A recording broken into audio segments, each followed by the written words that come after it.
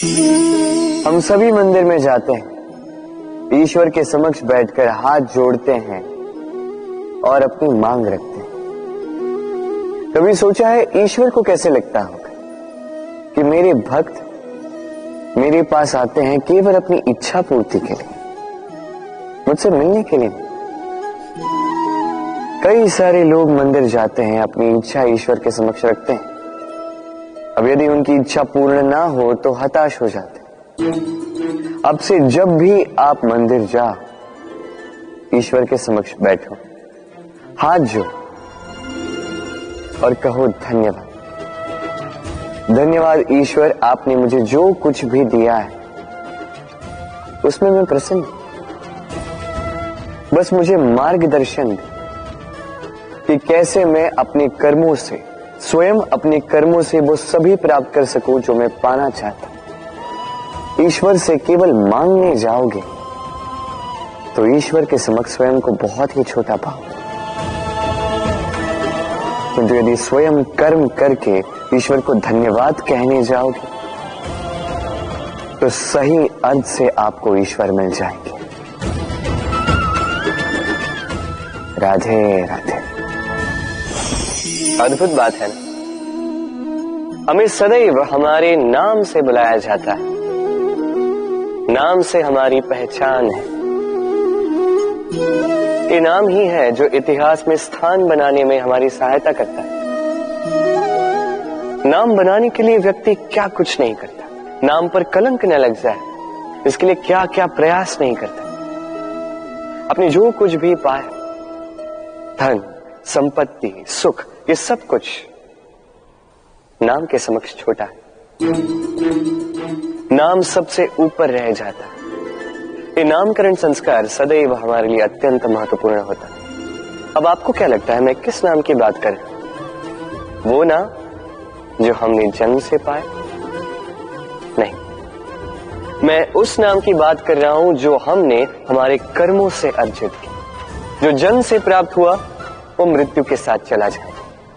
ये तो जो नाम कर्मों से प्राप्त होता है वो हमें अमर करता है।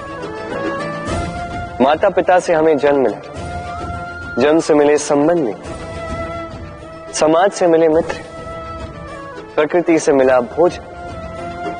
यदि कुछ ऐसा है जो हमने स्वयं पाया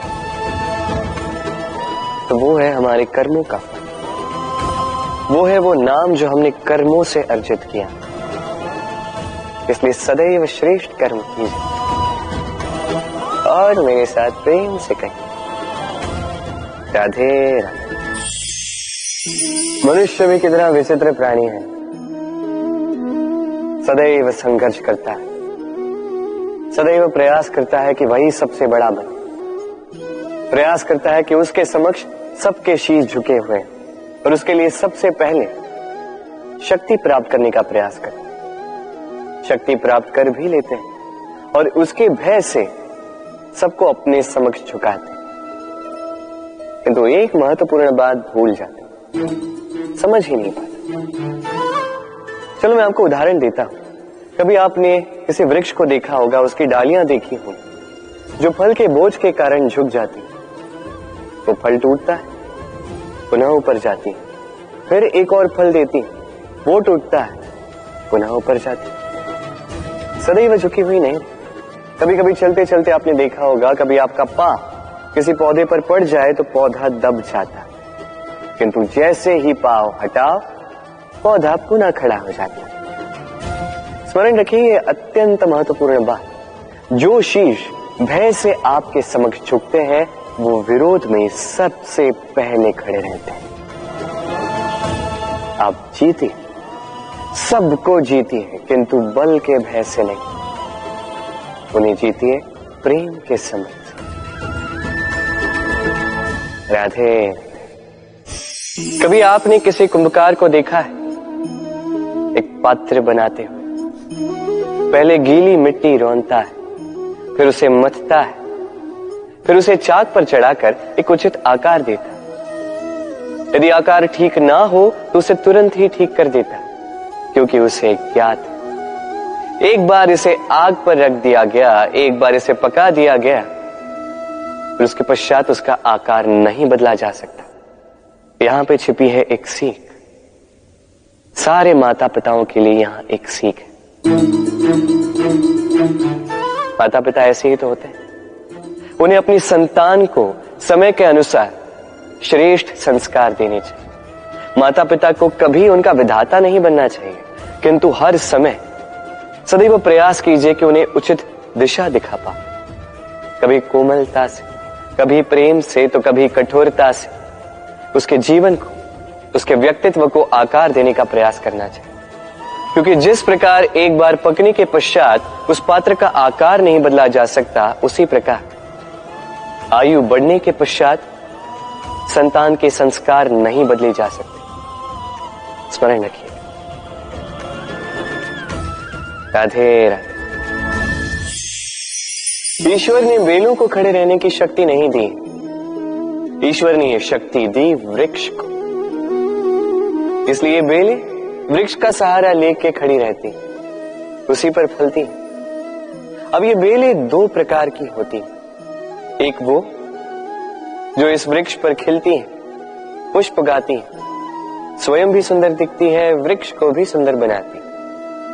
दूसरी वो जो वृक्ष को पूर्णतः सुखा देती, उसकी प्राण शक्ति उससे सोख लेती और अंत में स्वयं भी मुरझा जाती।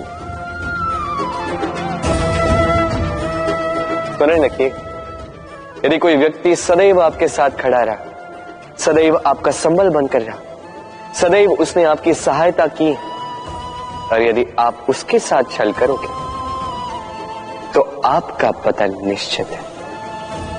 ऐसा कभी ना करें। सदैव ऐसे लोगों को प्रेम दे, सम्मान दे और मेरे साथ आनंद से कहें राधे राधे। आइए इस पौधे से मिलिए। मेरे लिए ये पौधा अत्यंत प्रिय है। मैं इस पौधे से बहुत प्रेम करता हूं। अब सोचिए, यदि इसी प्रेम में मैं इसे दिन में 6 बार जल दूं, तो क्या इसका विकास और अच्छे से होगा? क्या वो इसके लिए शुभ होगा? कदापि नहीं। इसकी जड़ें गल जाएंगी, इसकी जड़ों में जो जल सोखने की शक्ति है वो समाप्त हो जाएगी। तो आवश्यक क्या है? आवश्यक है कि उचित मात्रा में इसे जल दिया जाए। आवश्यक है कि उचित समय के पश्चात इसे जल दिया जाए। आवश्यक है कि इसे सूर्य का ताप भी सहना होगा। आवश्यक है कि हर कार्य मर्यादा में होना चाहिए। अब यही भूल अधिकतर माता पिता कर बैठते हैं। अपनी संतान से इतना प्रेम करते हैं और उसमें संतान की हर आवश्यकता पूर्ण करते हैं, हर एक वस्तु उसे देते हैं, हर एक बात करते हैं, और ऐसे में उस संतान के विकास में स्वयं ही बाधा बन जाते। ऐसा मत कीजिए। ये यात्रा संतान की भी है। उसे भी जीवन में आगे बढ़ना है, बहुत कुछ सीखना है, अपने बल पर कार्य करने दीजिए। एक अत्यंत महत्वपूर्ण बात आपको बताऊंगा जिसे आपको स्मरण रखना है। प्रेम और शत्रुता यदि अति है तो घातक है। हर बात में संतुलन बनाकर रखें और मेरे साथ प्रेम से कहें राधे राधे।